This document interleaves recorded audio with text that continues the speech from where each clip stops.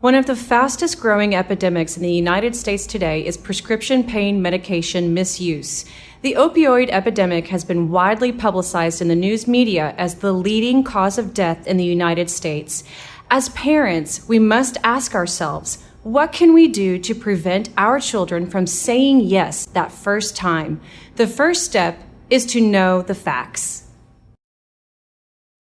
Opioids are a class of narcotic pain medications that are prescribed by physicians and filled by pharmacists. While opioids are often medically necessary, it is the misuse and abuse that leads to physical dependence and withdrawal symptoms. This subsequent addiction has created what is now known as the opioid epidemic. Opioids can come in tablets or liquid. They include oxycodone, hydrocodone, codeine, morphine, and many other generic names. These drugs are designed to act on the nervous system to relieve pain. Heroin is also included in this nerve-altering class of drugs.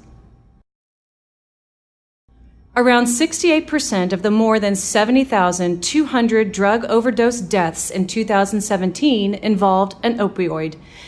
The number of overdose deaths in 2017 involving opioids, including both prescription opioids and illicitly manufactured opioids, was 6 times higher than in 1999. On average, 130 Americans die every day from an opioid overdose. Prescription drug use and abuse can affect all age groups and cut across all demographics. It can literally touch anyone. The largest portion of this pie chart, 51%, the prescriptions were obtained free from a friend or relative. 11% were purchased from a friend or relative, and 4% were stolen from a friend or relative. 66% of individuals who are over 12 and abuse prescription opioids got them from a friend or family member. A prescription is defined as a written order for a health plan to benefit the health and well-being of a specific individual. Prescriptions are not meant to be shared. Yet 53% of people who abuse prescription medications get them from a family or friend. Your child can probably open your medicine cabinet and find before them an array of medicines, pain pills from an oral surgery, sleeping pills left over from a stressful time, or cough medicine from last year's flu. A child's thought process usually goes something like this. Well, if mom's doctor prescribed this, it must be safe. But make no mistake, taking someone else's prescription is defined as prescription drug misuse. Unfortunately, developing brains are generally more prone to damage. This means that experimentation with drugs and alcohol can have lasting, harmful effects on your teen's health. Because teenagers have an overactive impulse to seek pleasure and less ability to consider the consequences, they are especially vulnerable when it comes to the temptations of drugs and alcohol. And because the internal reward systems are still being developed, a teen's ability to bounce back to normal after using drugs may be compromised due to how drugs affect the brain. No one plans to become addicted to a drug. Instead, it begins with a single use, which can lead to abuse, which can lead to addiction. Learning the names of the more commonly prescribed painkillers that are contributing to the teen overdose problem is critical. There are many opioids that can be found in your home medicine cabinet. Communication is key. Make sure you are nurturing an open, honest relationship with your child that provides a safety net for him or her. Share information with your adolescent about prescription drug misuse and abuse. Talk about the risk factors, family history of alcohol or drug abuse, mental health or behavioral issues, traumatic incidents, or impulse control problems.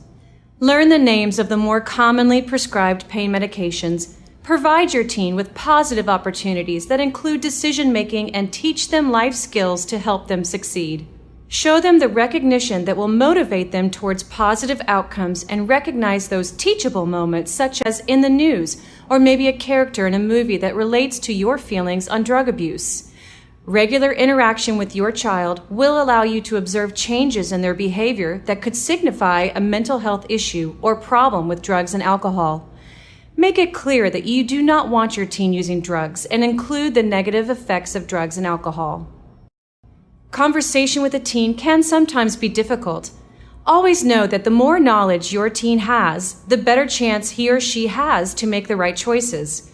Include the word all when discussing prescription medication, not only because of misuse, but also adverse reactions. This is why you should not share. Do not take medications offered to you by a friend. Let your teen see you making good personal choices. Lead by example. Most importantly, keep those lines of communication open when discussing your household rules. Providing defined boundaries for your teen shows him or her that you care about their health and well-being. Allow them some input with these rules, but once they are set, stick to them. Always be aware of where your child is after school and on the weekends, and make sure other friends' parents are of the same mindset as you are. Parents are the first line of defense in cases of teen drug use, and knowing the signs is your best weapon. When you talk with other parents who have had an addicted teen, their common statement is, "I should have recognized the signs." Know the signs. Because some of these signs are aspects of typical teen behavior, sleeping a lot, staying away from home overnight, having mood swings, and being distracted, many parents overlook them. Again, having those regular conversations are key.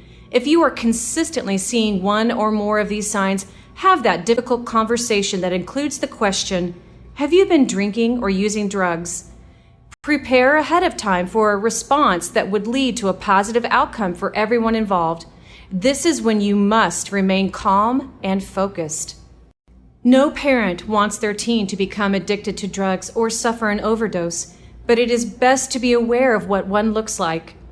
In 2015, researchers reported that overdoses were skyrocketing among American adolescents. Teens are particularly susceptible because they tend to take bigger risks and don't know their limits. Substance overdose is now the leading cause of accidental death in the United States. Even survival can have devastating lifelong effects. Don't let your child become a statistic. Naloxone is a medication approved by the Food and Drug Administration to prevent overdose by opioids such as heroin, morphine, and oxycodone. It blocks opioid receptor sites, reversing the toxic effects of the overdose. It is important to understand that in the event of an overdose, you must dial 911 immediately.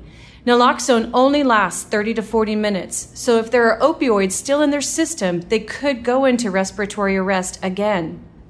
The United States Surgeon General, Dr. Jerome Adams, has stated that naloxone is used to temporarily reverse the effects of an opioid overdose. He has taken a strong stance on increasing the awareness and the availability of this medication.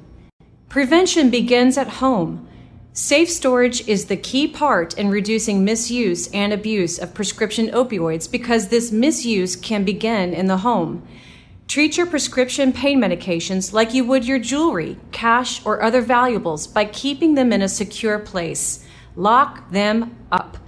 Store medications in a locked cabinet, drawer, suitcase, or safe. Do not store medications in kitchen cabinets or unlocked bathroom cabinets. Do not leave them out in the open, such as on a nightstand or in a purse. Do not take your medications in the presence of children. Do count your pills on a weekly or monthly basis. Do notify the police or your doctor if they are stolen. Understand that if not locked up, medications could get into the wrong hands of family, friends, young children, strangers, or your teen. Dispose of all medications when they are no longer needed. Do not save them in case I might need them later. If possible, participate in your community's local Take Back Day or find out if there's a medication drop box nearby. Drop boxes are many times in police stations or pharmacies or at a Drug Enforcement Administration authorized collection site. Before disposing of empty medication packaging, scratch out all prescription information on the label. Many medication disposal packets are available at pharmacies for the use of safe disposal at home. Do not flush medications down the toilet as this gets into the water supply. It's important for parents to understand that addiction is a disease, not a moral failing, and that treatment can work. While families are in the midst of an addiction crisis, there is a tendency to forget that teens can get better, do get better, with the proper treatment and with the support from their families. We hope that this presentation has increased your knowledge and understanding of the opioid epidemic and has given you some important tools to help prevent your child from becoming a statistic. If you suspect that your teen is using opioids, reach out to your physician. You may be referred to a substance abuse counselor or an organization that offers support to families fighting addiction. Thank you.